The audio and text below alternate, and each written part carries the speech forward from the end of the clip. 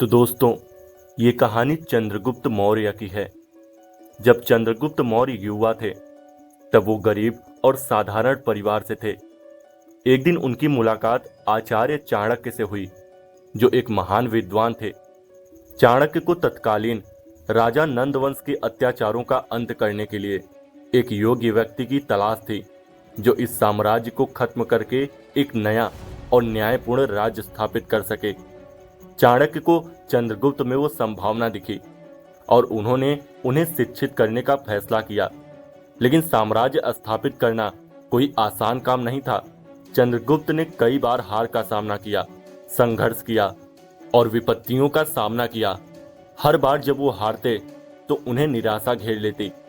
एक बार उन्होंने चाणक्य से कहा, आचार्य, मैं और नहीं लड़ सकता। हर बार हार और असफलता मेरा पीछा कर रही है। तब आचार्य चाणक्य ने उन्हें एक छोटी सी कहानी सुनाई। एक बार एक किसान था जिसने बहुत मेहनत से अपने खेतों में फसल बोई, लेकिन मौसम ने साथ नहीं दिया और उसकी पूरी फसल बर्बाद हो गई। वो किसान निराश होकर बैठ गया और सोचने लगा कि अब वो क्या करेगा। तभी उसने एक चींटी को देखा जो लगातार एक दाना अपने बिल तक ले जाने की कोशिश कर रही थी। हर बार वो दाना उसके हाथ से गिर जाता, लेकिन वो हार मानने के बजाय उसे फिर से उठाती और कोशिश करती रहती।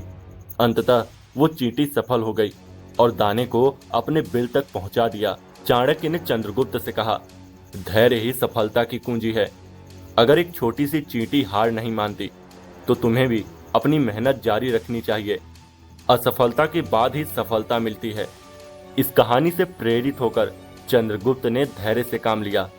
वो बार बार संघर्ष करते रहे, अपनी गलतियों से सीखते रहे और हर असफलता के बाद और भी मजबूत बनते गए।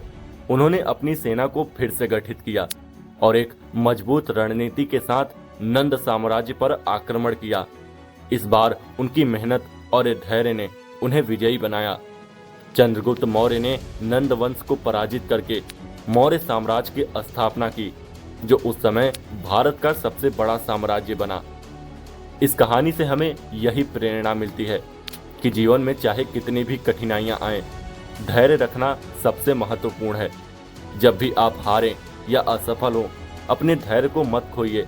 हर असफलता आपको कुछ सिखाने और आगे बढ़ाने के लिए होती है। सफलता उन्हीं को मिलती है जो धैर्य के साथ अपने लक्ष्य की ओर बढ़ते रहते हैं। धैर्य रखना सीखो।